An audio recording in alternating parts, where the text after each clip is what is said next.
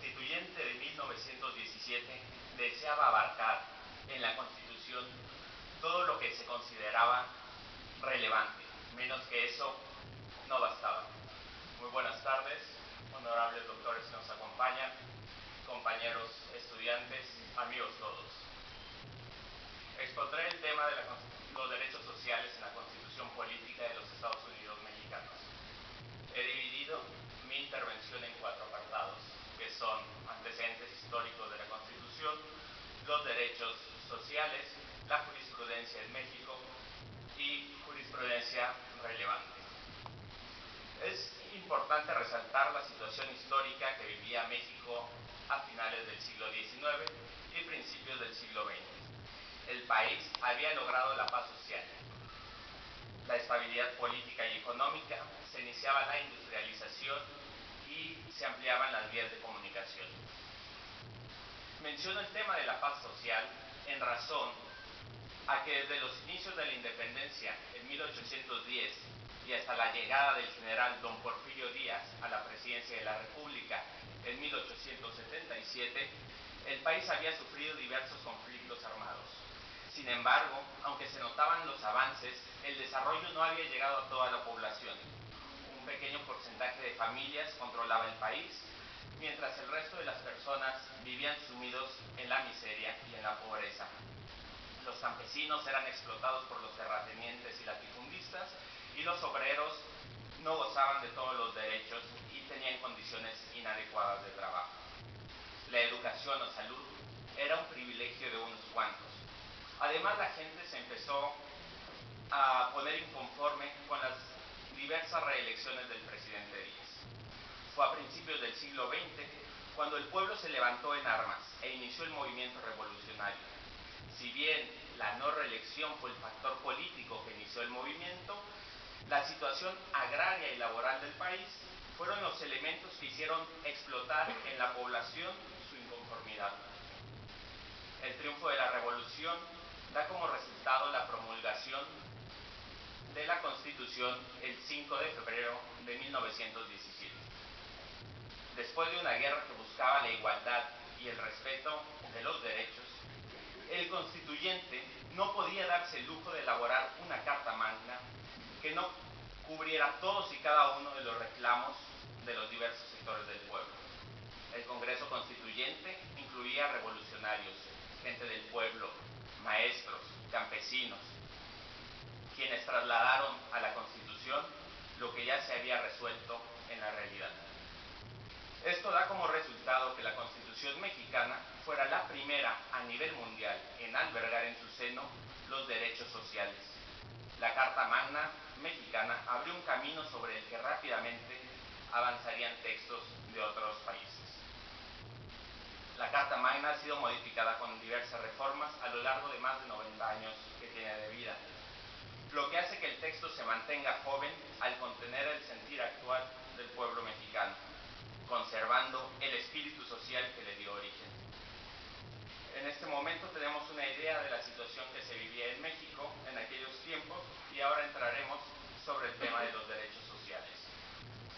La Constitución tiene derechos sobre igualdad, libertad, autodeterminación de los pueblos indígenas, entre otros. Sin embargo, en esta ocasión me enfocaré a los siguientes. El artículo 27 reconoce los derechos agrarios de los campesinos, la personalidad jurídica de los núcleos de las poblaciones ejidales y comunales, y se protege su propiedad sobre la tierra. La educación es básica para que el individuo logre su desarrollo, deje atrás la ignorancia y ayude al progreso de una nación. El artículo 3 contiene el derecho a la educación, la cual será gratuita y obligatoria, tenderá a desarrollar armónicamente al individuo, buscará el amor a la patria, a la solidaridad internacional, a la independencia y a la justicia. Además, será laica, por lo tanto, se mantendrá ajena de cualquier doctrina religiosa. Las universidades tendrán autonomía, se respetará la libertad de cátedra, de ideas, de investigación, de libre examen, y el Congreso de la Unión fijará año con año los presupuestos correspondientes para este servicio público.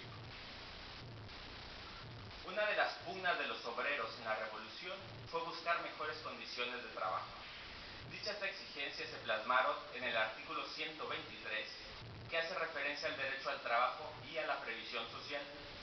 Este artículo se divide en dos apartados, el A y el B. El primero, para los trabajadores de la iniciativa privada, y el segundo para los trabajadores al servicio del Estado.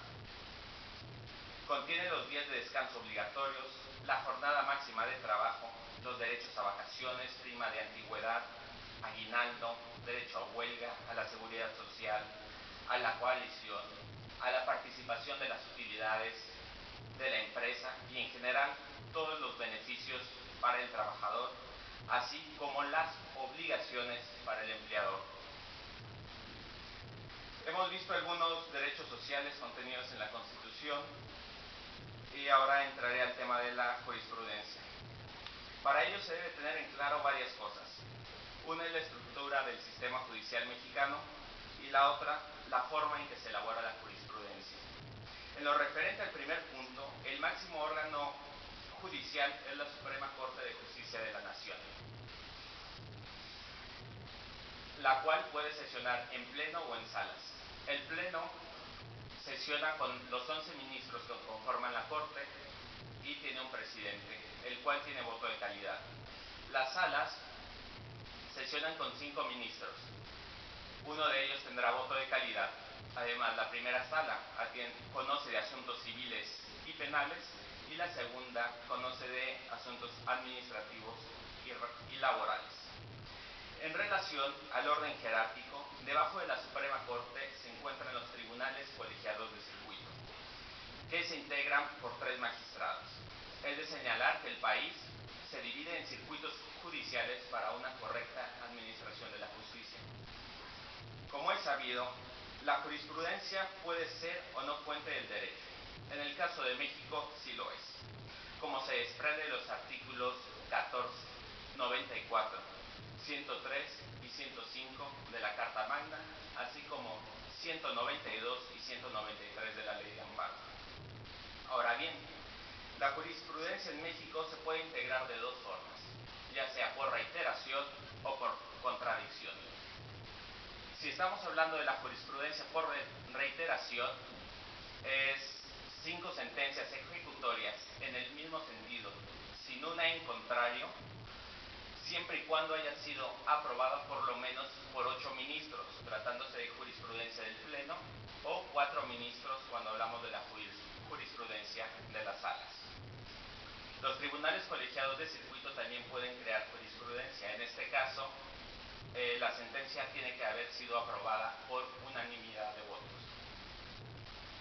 Otra forma de establecer la jurisprudencia es por contradicción. Esto se da cuando 2 salas de la Corte o 2 tribunales colegiados de circuito sostienen jurisprudencias encontradas. El órgano que resolverá esta contradicción será la Suprema Corte de Justicia de la Nación.